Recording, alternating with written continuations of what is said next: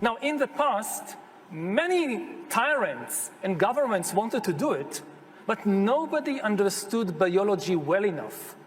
And nobody had enough computing power and data to hack millions of people. Neither the Gestapo nor the KGB could do it. But soon, at least some corporations and governments will be able to systematically hack all the people. We humans should get used to the idea that we are no longer mysterious souls. We are now hackable animals. Data might enable human elites to do something even more radical than just build digital dictatorships. By hacking organisms, elites may gain the power to re-engineer the future of life itself. Because once you can hack something, you can usually also engineer it. And if indeed we succeed in hacking and engineering life, this will be not just the greatest revolution in the history of humanity. This will be the greatest revolution in biology since the very beginning of life 4 billion years ago. For 4 billion years, nothing fundamental changed in the basic rules of the game of life. All of life, for 4 billion years, dinosaurs, amoebas, tomatoes, humans, all of life was subject to the laws of natural selection and to the laws of organic biochemistry. But this is now about to change. Science is replacing evolution by natural selection with evolution by intelligent design. Not the intelligent design of some god above the clouds, but our intelligent design and the intelligent design of our clouds, the IBM cloud, the Microsoft cloud. These are the new driving forces of evolution.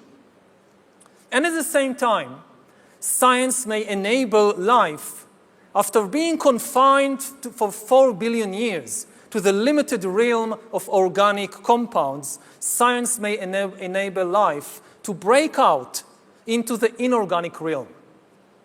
So after 4 billion years of organic life shaped by natural selection, we are entering the era of inorganic life shaped by intelligent design.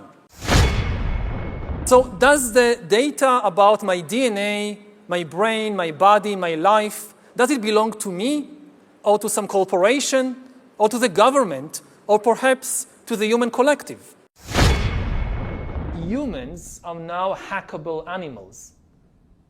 You know, the whole idea that humans have, you know, they have this soul or spirit and they have free will and nobody knows what's happening inside me. So whatever I choose, whether in the election or whether in the supermarket, this is my free will, that's over.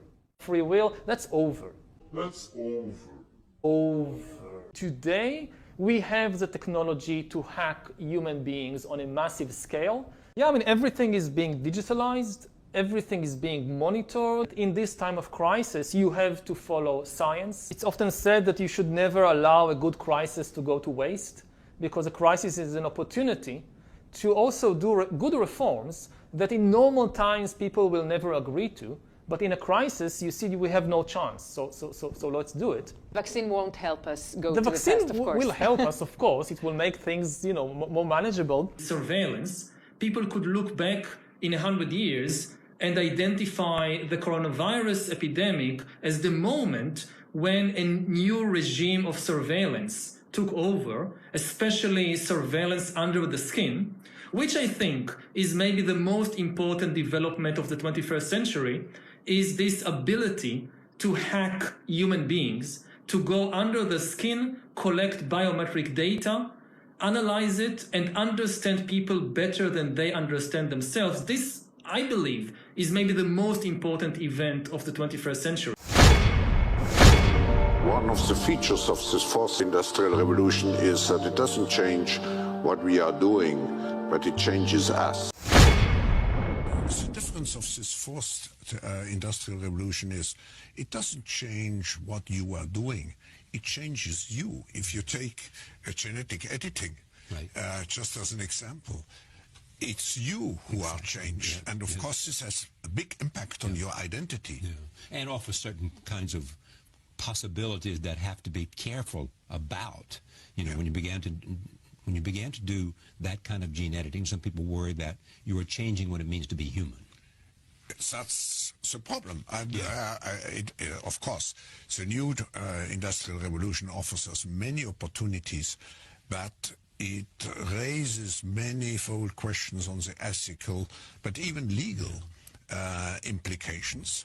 And we have to be prepared for it, and that's what we want to do in Davos next year. Talk about technology and how the ways it can be deployed, you know, that contribute to growth rather than exacerbate unemployment. How will that implement itself? It's a big question mark, because there is a fear that technology, robots, just to take one you gain element, productivity from machines. Exactly, and it replaces maybe the workforce or jobs faster than we can replace them with new jobs. Not everybody can be a robot polisher and so on, so there will be new jobs.